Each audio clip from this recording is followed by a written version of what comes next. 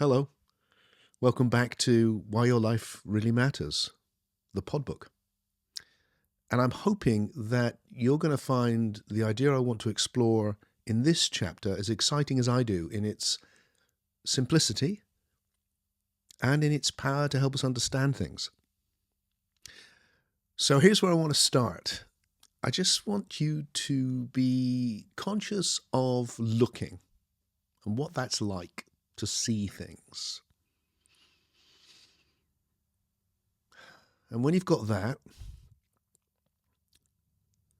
concentrate on listening. It's very different, isn't it? Looking and listening. You're doing it all the time. Amazing.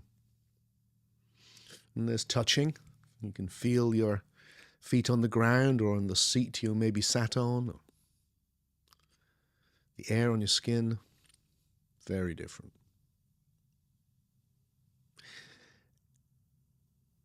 And then I want to invite you to be conscious of the psyche.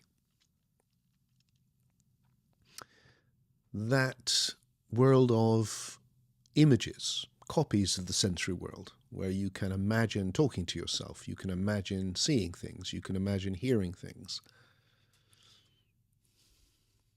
Memories, all of that.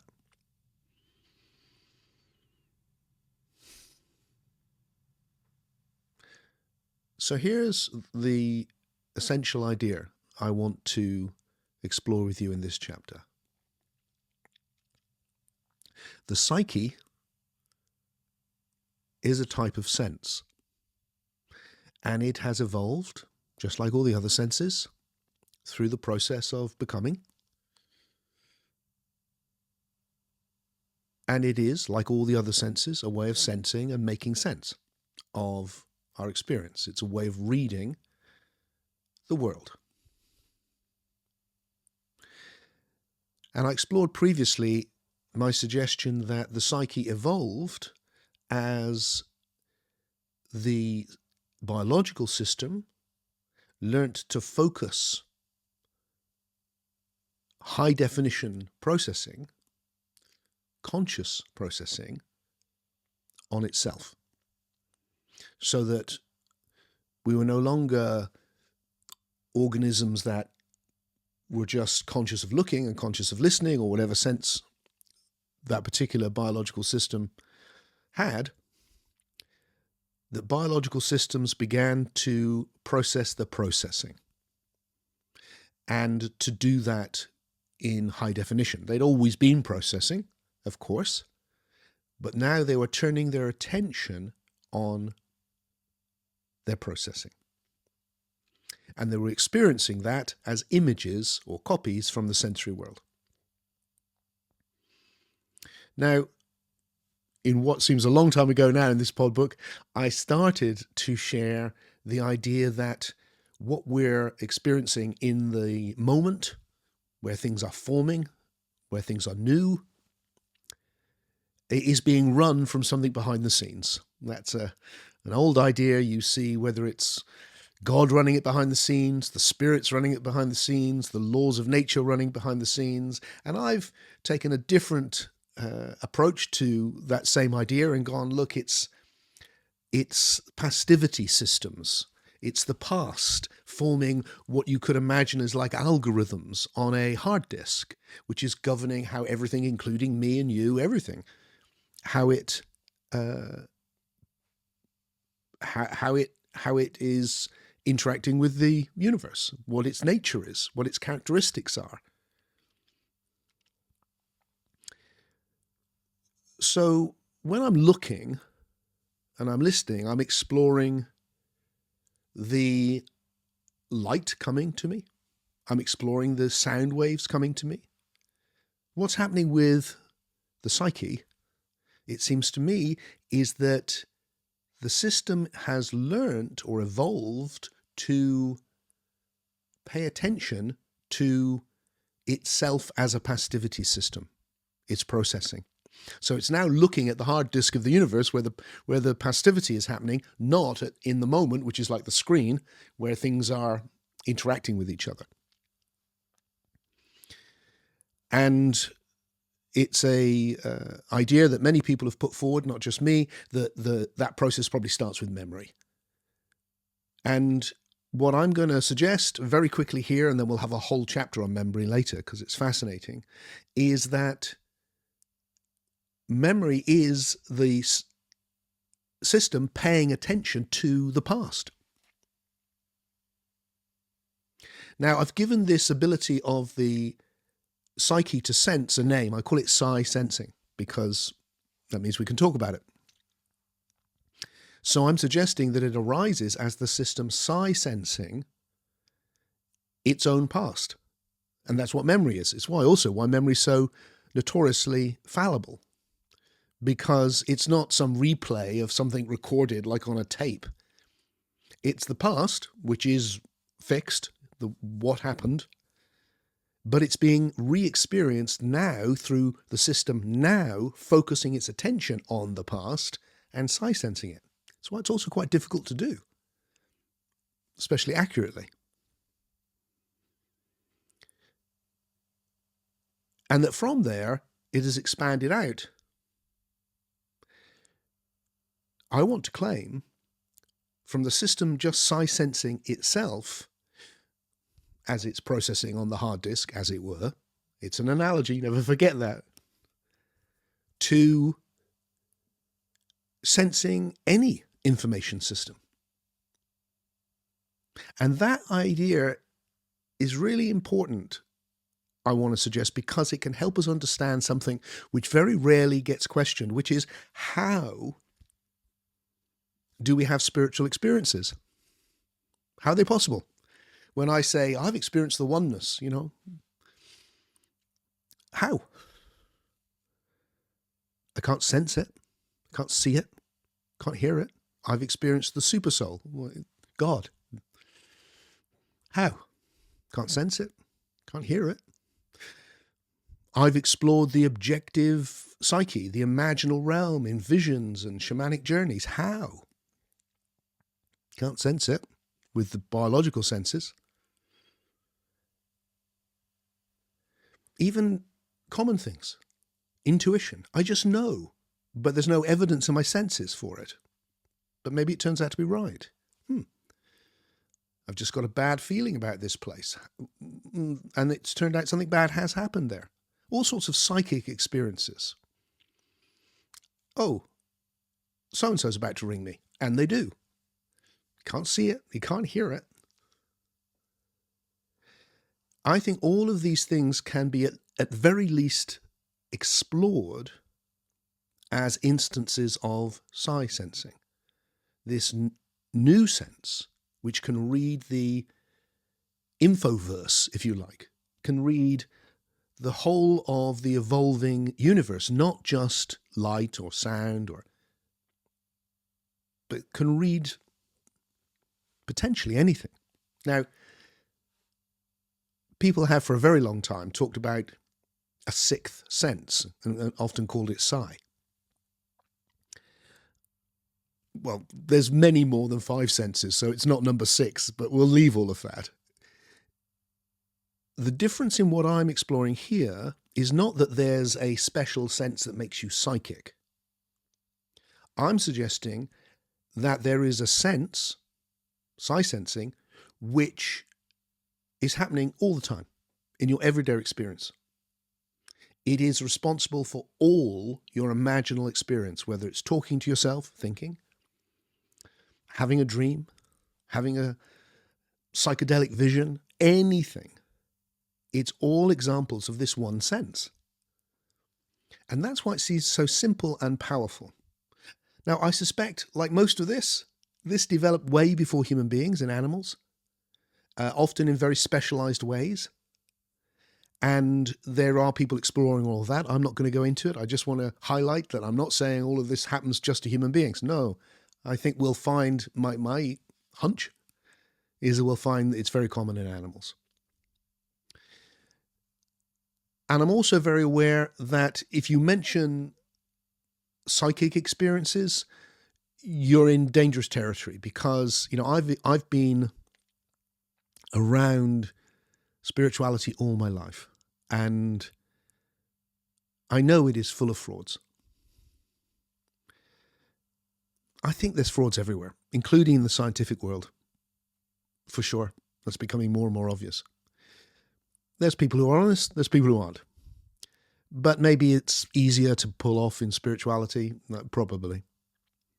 But just because there are people who are not to be trusted doesn't mean this experience is to be dismissed. And as a way of trying to get to why I say that, I just want to mention in passing here something which fascinates me, which is savants. So human beings who have extraordinary powers that we know are for real.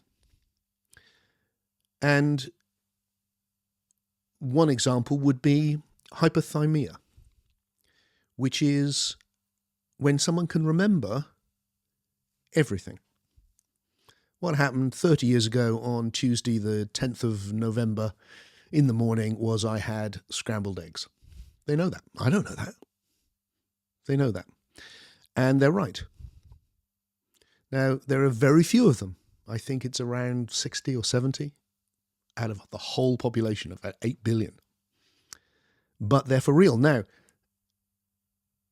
a competent magician, stage magician, I'm sure could pull off convincing people that he was capable of that or she was capable of that when they weren't really.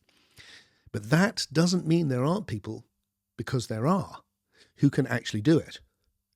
Or people that can be flown across a city like Tokyo and come back and draw a map of it from memory. Now, what I'm suggesting is these are examples of very specialized abilities at psysensing, which most of us, nearly all of us, just don't have.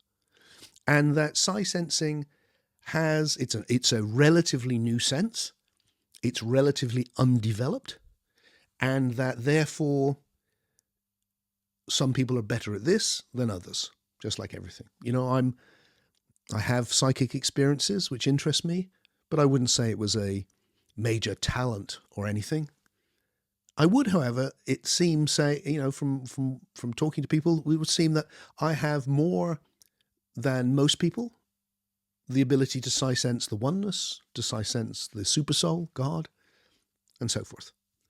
We have different things often. But just the simplest sensing is hard. When I sense myself, when I try and see my own processing, to know myself, you know, I'm conscious of what I process, not how I'm processing. It's hard to see how I'm processing. I have to work at it. It's worth it, but just sensing my memory, getting that right, hard. I have to be careful. So my approach to psychics is I really respect the ones that are careful. But I come across a lot of people who believe that because they're receiving some image, that somehow it's a direct revelation. This is a common theme in spirituality generally, you know, whether it's the, I know this is true because of this revelation, or this experience, and I'm counseling all the time, no, caution. It doesn't mean dismiss the experience, it just means you can be wrong with anything, and you can certainly be wrong with psysensing. You can also be right, or you can also get, you know, something interesting.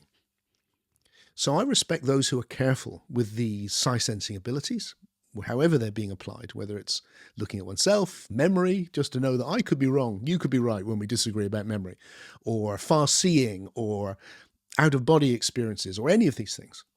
We'll have whole chapters on all of this unusual experience much later in the pod book.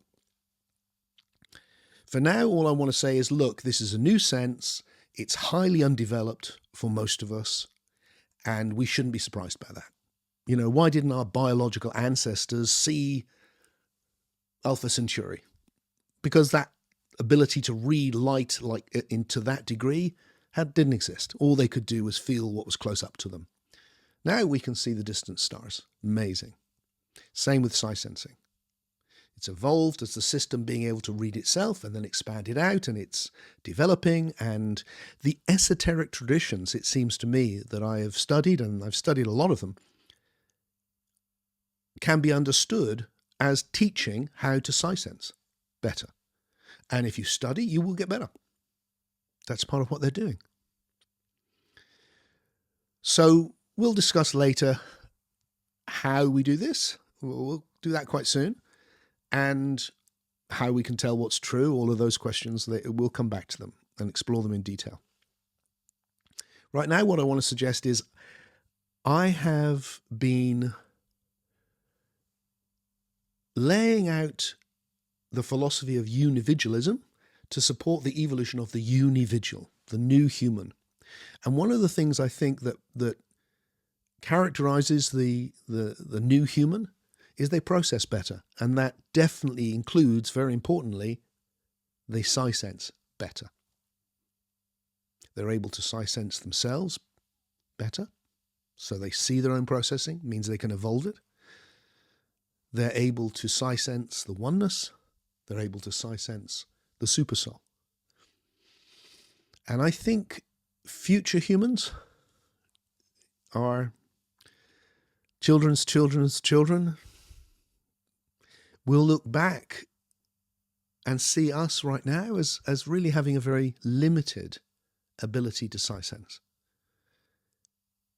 But I do think this is where the evolutionary momentum is. And I think that will increase. So what have I been saying? I've been saying, hey,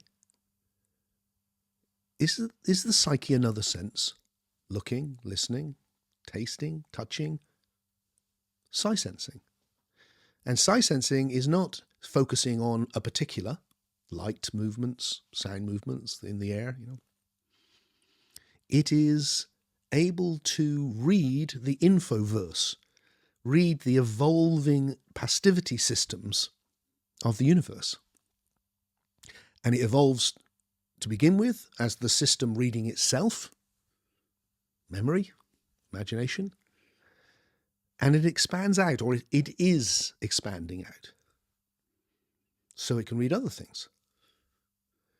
And that this can account for our spiritual experience. Those experiences where we go, there's more than meets the eye. Do you know what? There is, because the eye is our biological sensing, our ears are our biological sensing, but this is our sensing on another level. And that all of our imaginal experience comes from Psysensing. Okay, so let's end with this invitation to experiment with Psysensing. And you can do that in lots and lots of ways, of course.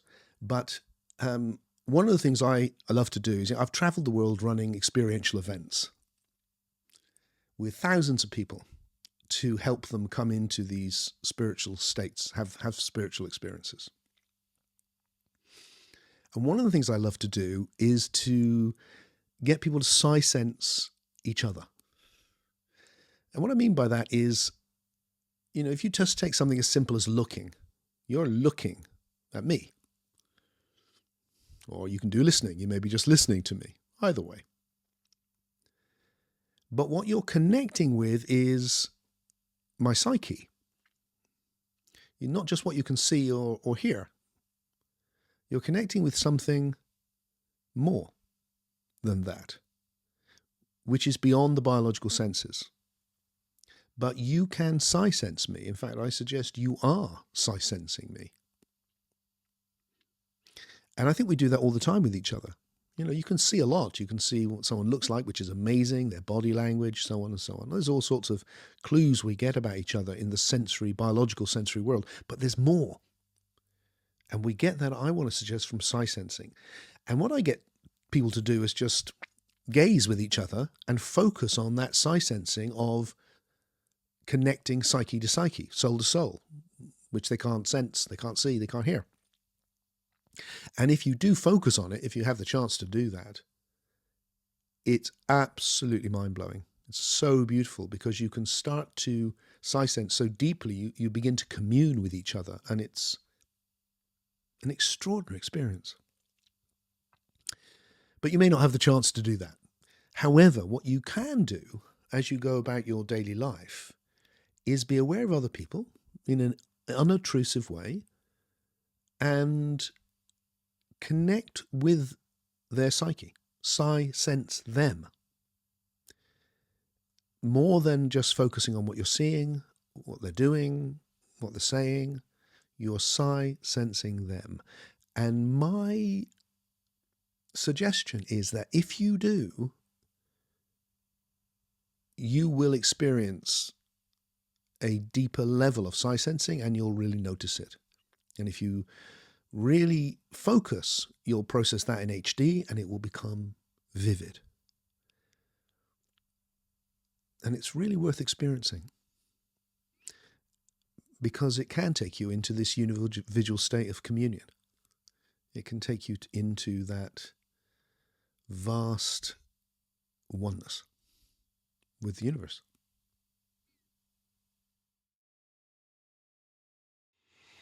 Join me in the next chapter to explore how we can sense the supersoul. And if you're interested in having that experience and experiencing the psyche to psyche connection that I talked about, check out what events I have coming up on my website, timfreak.com, both physical, in person, and online. And finally, a little apology. In this chapter, I described the ability to remember everything as hyperthymia, and I mispronounced the word. It's hyperthymesia. Hypothermia is something else.